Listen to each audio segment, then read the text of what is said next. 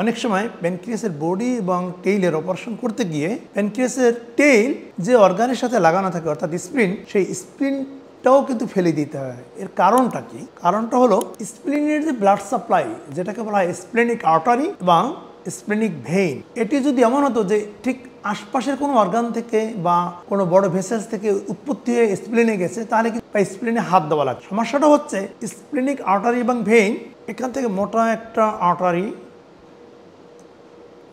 অর্থাৎ যেটাকে coeliac trunk বলে, এখান থেকে উৎপত্তি হয়ে প্যানক্রিয়াসের বর্ডার ধরে, প্যানক্রিয়াসের উপরের বর্ডার ধরে স্প্লিনে যায়।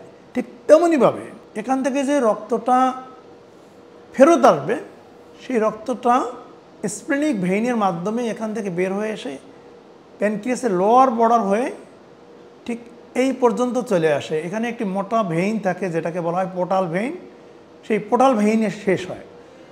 এখন কোনো কারণে যদি এই প্যানক্রিয়াসের বডি বা টেইলে থাকা টিউমার স্প্লেনিক ভেইন অথবা আর্টারি এই দুটোকে টাচ করে বা লেগে যায়, অ্যাবার্টমেন্ট থাকে বা এনকেসমেন্ট করে ফেলে, সেক্ষেত্রে কিন্তু স্প্লেনিক ভেইন এবং আর্টারি সহ প্যানক্রিয়াস এই অংশটুকু নিয়ে আসতে হয়। সুতরাং যখনই আমি স্প্লেনিক ভেইন এবং আর্টারিকে নিয়ে আসবো, তখন কিন্তু এই স্প্লিন কিন্তু আর ব্লাড সাপ্লাই পাবে না। ফলশ্রুতিতে এই অবস্থায় প্যানক্রিয়াসের বডি এবং টেইলের সাথে স্প্লিনটাও ফেলে দিতে হবে। এটাকে বলা হয় ডিস্টাল প্যানক্রিয়াটেক্টমি উইথ স্প্লেনেক্টমি।